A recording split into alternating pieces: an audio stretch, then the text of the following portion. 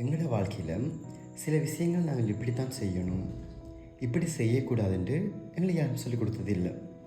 சில சமயங்கள் தெரியாமல் நம்ம அதை செஞ்சுட்டு அதுக்கப்புறம் ஒரு நிகழ்வு நடந்த பிறகு தான் நம்ம இப்படி செஞ்சுருக்கக்கூடாதே, நம்ம இந்த வகையில் இதை செஞ்சுருக்கணும்னு ஒரு தெளிவு ஒன்று எங்களுக்கு கிடைக்குது. அதுபோல் நாங்கள் மற்றவங்கள்ட்ட சொல்லக்கூடாத எங்களை பற்றின சில விஷயங்கள்னு சொல்லி சில விஷயங்கள் இருக்குது. அதை நம்ம எப்போவுமே அடுத்தவங்களுக்கு சொல்லி அது மூலமாக பாதிப்பு எங்களுக்கு தான் வர்ற மாதிரி இருக்கும். அப்படி சொல்லக்கூடாத ஒரு முக்கியமான 5 விஷயங்களை பற்றி இந்த வீடியோவில் நான் உங்களுக்கு சொல்லியிருக்கேன். நான் Gajarthan Nagaratnam, law of attraction mind coach.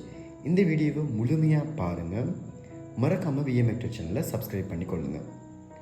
முதலாவது, நீங்கள் மற்றவங்களுக்கு சொல்லக்கூடாத விஷயம் என்னென்னா உங்களோட வருமானம். நீங்கள் பிஸ்னஸ் பண்ணுற பர்சனாக இருக்கலாம், இல்லை ஒரு தொழில் செய்கிற பர்சனாக இருக்கலாம், ஒரு ஒர்க்குக்கு போகிற பர்சனாக இருக்கலாம். நீங்கள் ஒரு நாளுமே உங்களோட வருமானம் எவ்வளவுன்றது உங்களோட ஃபேமிலியாக தவிர்த்து மற்றவங்களுக்கு அதை சொல்லி காட்டக்கூடாது, இல்லை சொல்லவும் கூடாது. நீங்கள் எவ்வளவு எடுத்துக்கொள்கிறீங்க, இல்லை கடன் வாங்குறீங்க, இல்லை பேங்கில் எவ்வளோ வச்சுருக்கீங்க, உங்களோட சேமிப்பு இவ்வளவு இருக்குது, இந்த விஷயங்கள் எல்லாருக்கும் பொதுவாக தெரியக்கூடிய விஷயங்கள் கிடையாது. முடிஞ்ச வரைக்கும் உங்களோட வருமானம் ரகசியமாக இருக்க வேண்டிய ஒன்று தான். இந்த வருமானம் எல்லாருக்கும் ஓப்பனப்பாக தெரிய வேண்டியதோ, இல்லை நம்ம அடுத்தவங்களுக்கு சொல்லி காட்டுறதோ, அது அதிகமானாலும் சரி குறைவாக இருந்தாலும் சரி, அது உங்களோட பர்சனலாக இருக்க வேண்டிய விஷயங்கள். பட் இது தெரியாமல் நீங்கள் என்ன பண்ணுறது, எல்லாருக்கிட்ட போயிட்டு யாராவது கேட்டுட்டா இந்த வருமானம் என்னென்னு சொல்லிக்கிறது. எல்லாருக்கும் உங்களை பற்றி தெரிஞ்சிருக்கும். அவன் இவ்வளோ சம்பாதிக்கிறான், இவ்வளோ பேங்கில் வச்சுருக்கான், இவ்வளவு தான். நாளைக்கு அவங்க உங்கள்கிட்ட சம்வேல உங்களை பற்றி மற்றவங்களுக்கு உங்களை பற்றி சொல்லும்போது, இவங்க இவ்வளவு தான் சம்பாதிக்கிறாங்கன்னு சொல்லும்போது, அப்போ தான் உங்களுக்கு இவங்க என்னை பற்றி மற்ற இடங்கள்லாம் சொல்கிறாங்க, இது நான் சீக்கிரட்டாக வச்சுருக்க வேண்டிய விஷயம்னு சொல்லி பட்டதுக்கப்புறம் தான் உங்களுக்கு அது புரிஞ்சு போகக்கூடியதாக இருக்கும். அப்படி இல்லாமல் உங்களோட வருமானத்தை ஒரு நாளும் மற்றவங்கள்ட்ட உங்கள்கிட்ட இருக்கிற இன்கம், உங்களுக்கு எத்தனை வகையில் வருமானம் வருதுன்றதை பற்றி மற்றவங்கள்ட்ட மேக்ஸிமம் சொல்லாமல் இருங்க. ரெண்டாவது விஷயம், நீங்கள் அதிகமாக மற்றவங்களுக்கு சொல்கிறது உங்களோட கஷ்டங்களையும் குடும்ப சூழ்நிலைகளையும். நம்ம ஒரு வருத்தமான வருது, சரி, நம்பிக்கைக்குரிய பர்சன் ஒரு சில பேர்கிட்ட சொல்கிறோம்னா பிரச்சனை இல்லை. பட் இங்கே நிறைய பொண்ணுங்க செய்கிற மிஸ்டேக். இப்போ ரீசெண்டாக என்கொயரி பண்ணும்போதெல்லாம் நிறைய பேர் சொல்கிற விஷயம் என்னென்னா, நான் நம்பி சில விஷயங்களை என்னோடய நண்பர்கள்னு சொல்லி சில ஆண்கள்கிட்ட நான் சொல்லியிருந்தேன். அவங்க என்ன அதை வச்சு என்னை மிஸ்யூஸ் பண்ணுற மாதிரி எனக்கு சம் இடங்களில் ப்ளேஸ் ஆச்சு. அது மாதிரி நான் புரிஞ்சு கொண்டேன்ற மாதிரி சொல்லியிருந்தாங்க. அது உண்மை தான். உங்களுடைய கஷ்டங்களையும் உங்களோட குடும்ப சூழ்நிலையும் வச்சு சில பேர் உங்களோட மேனிப்புலேட் பண்ணலாம், உங்களை யூஸ் பண்ணிக்கொள்ளலாம்.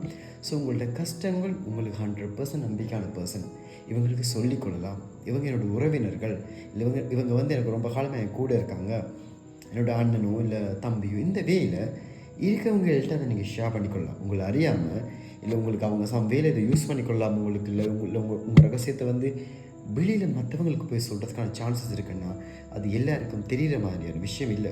நீங்கள் புலம்பிக்கொட்டுறன்ற வேலையோ, இல்லை நாம் ஒரு ஓட்டவாய் நான் இப்படி தான் பேசுகின்ற வேலையோ, நீங்கள் மற்றவங்களுக்கு போய் சொல்லக்கூடிய விஷயங்கள் இல்லை. உங்களோட கஷ்டங்களும் உங்கள் குடும்ப சூழ்நிலைகளும், உங்களுக்கு சம்பையில் வேலை இல்லாமல் இருக்கலாம், இல்லை உங்களோட வருமானம் குறைஞ்சிட்டு இருக்கலாம், உங்களோட இன்வெஸ்ட்மெண்ட்டோ, இல்லை நீங்கள் பண்ணியிருக்கிற ஹெல்த் இன்சூரன்ஸுகளோ, அதோட உங்களோட சேவிங்ஸில் நான் இப்போ தான் லாஸ்ட்டாக எடுத்துகிட்ருக்கேன், இது என்னோடய சுச்சுவேஷன். இந்த மாதிரி சில விஷயங்கள் உங்களோட கஷ்டங்களை நீங்கள் அடுத்தவங்கள்ட்ட சொல்கிற விஷயங்கள் கிடையாது. அது மூலமாக மற்றவங்க உங்களை உபயோகப்படுத்தி கொள்கிறதுக்கு நிறைய சான்சஸ் இருக்குது. ஒருவேளை எங்களோட கஷ்டங்கள் நாங்கள் சொல்லும்போது தான், இவங்க என்னோட ரொம்ப க்ளோஸாக இருக்க ட்ரை பண்ணால் சில பேர் தப்பாக உங்களை நடத்துறதுக்கான வாய்ப்புகளும் இருக்குது, இல்லை உங்களை மதிக்காக போகிறதுக்கான வாய்ப்புகளும் இருக்குது. ஸோ அதுகளை கவனத்தில் வச்சுக்கிட்டு உங்களோட கஷ்டங்களையும் குடும்ப சூழ்நிலைகளையும் யார்கிட்டையும் எப்போவும் ஷேர் பண்ணுறதுக்கு முன்னாடி இந்த வீடியோவில் நான் சொன்னது உங்களுக்கு முதலாவது ஞாபகம் வரட்டும். மூணாவது விஷயம், உங்களோட கனவுகள், உங்களோட கோல்ஸ், உங்களோட பிளான்ஸ், இது எல்லாருக்கிட்டையும் போய் எப்படிப்பா சொல்கிற விஷயம் இல்லை. அதில் நிறைய காரணங்கள் இருக்குது. ஒன்று, எல்லோரும் உங்களை நல்ல வேலை பார்க்க மாட்டாங்க, உங்களோட சக்ஸஸை எல்லோரும் சிரிச்ச முகத்தை எடுத்துக்கொள்ள மாட்டாங்க. இன்னொன்று, சைக்காலஜிக்கலாக இந்த மைண்டுக்கு ஒரு பழக்கம் இருக்கிறேன்னா, அது எதையெல்லாம் அதனால் செய்ய முடியாதோ அது எப்போவும் மற்றவங்கள்ட்ட சொல்லிடும்.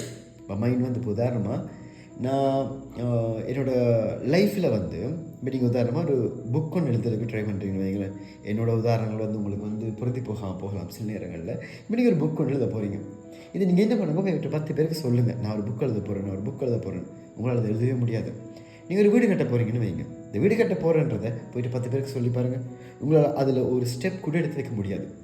ஸோ உங்களோட கனவுகள், கோல்ஸ் ஒன்று வச்சுருப்பீங்க தானே, இதை நான் அடுத்து செய்ய போகிறேன் என்னோடய வேலையில் ப்ரொமோஷன் எடுக்க போகிறேன், வேலை மாற போகிறேன், இல்லை இதை விட பெட்டர் ஒரு ஃபாரின் கண்ட்ரிக்கு மூவ் ஆகி போக போகிறேன்.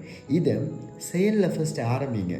அது நல்லா போனதுக்கப்புறம், இல்லை அது அந்த செயல் முடிஞ்சதுக்கப்புறம், சரியான வேலை நடந்ததுக்கப்புறம் அடுத்தவங்களுக்கு சொல்ல போங்களே தவிர, அதுக்கு முன்னாடி அதை பற்றி யார்கிட்டையுமே வாய் திறக்காதீங்க. 4வது மிக முக்கியமான விஷயம், நீங்கள் மற்றவங்களுக்கு சொல்லக்கூடாது. நீங்கள் மற்றவங்களுக்கு செய்த உதவிகள். நான் அங்கே ஹெல்ப் பண்ணேன், நான் இப்படி 4 பேருக்கு சாப்பாடு கொடுத்தேன், அவன் என்னோடய ஃப்ரெண்ட் பண்ண கஷ்டம்னு சொன்னான், அவனுக்கு ஒரு காசு கொடுத்தேன், அப்படி நீங்கள் செய்த உதவியை மற்றவங்களுக்கு ஒருபோதும் சொல்லக்கூடாது. அது சொல்கிறது மூலமாக உங்களுக்கும் ஒரு தலைக்கணம் வரும். அது உங்களுக்கு நல்லதில்லை. மற்றவங்களுக்கு உங்களை தப்பாக நினைச்சிருவாங்க. நீங்கள் என்னடா செஞ்சதெல்லாம் சொல்லி காட்டுறீங்க, அது உங்கள் மேலே ஒரு தப்பான அபிப்பிராயத்தை தான் கொண்டு வரும். அப்போ அதனால் நீங்கள் மற்றவங்களுக்கு உதவி செய்கிறீங்கன்னா அது எப்போவுமே உங்களுக்குள்ள சீக்கிரட்டாக இருக்கணும். ஓகே, எனக்கு இந்த கடவுள் மற்றவங்களுக்கு உதவி செய்கிறதுக்கு ஒரு நிலையை கொடுத்துருக்கு, அதனால் நான் செய்கிறேன். இதுவும் இந்த உதவியை கூட நான் செய்கிறதில்லை, கடவுளை என்ன உபயோகப்படுத்தி மற்றவங்களுக்கு செய்கிறாங்கன்னு எடுத்துக்கொள்ளணுமே தவிர உங்கள் தலைக்கு அதை எடுத்துக்கொள்ளக்கூடாது. 5வது, உங்களை பற்றி மற்றவங்க கெஸ் பண்ணுறதுக்கோ இல்லை உங்கள் வாயாலே சொல்லாதீங்க. உதாரணமாக, நீங்கள் கோவக்காரன், நான் ரொம்ப எமோஷனல் பர்சன், நான் டக்குன்னு டவுன் ஆகிடுவேன், நான் யாராவது கெஞ்சிக்கிட்ட நான் ஒன்று பண்ணிடுவேன். இந்த மாதிரி உங்களுடைய குணாதிசயம் இல்லை உங்களுடைய குணங்கள் ஒன்று இருக்கும் தானே, அதை அடுத்தவங்க கெஸ் பண்ணி கொண்டாலோ இல்லை நீங்கள் மற்றவங்களுக்கு வாயால் உங்களோட வாயாளி அதை அவங்களுக்கு சொன்னாலோ, அது ரெண்டுமே உங்களுக்கு பிரச்சனை தான். ஏன்னா உங்களோட குணங்கள்ன்றது உங்களோட வீக் பாயிண்ட் இல்லையா?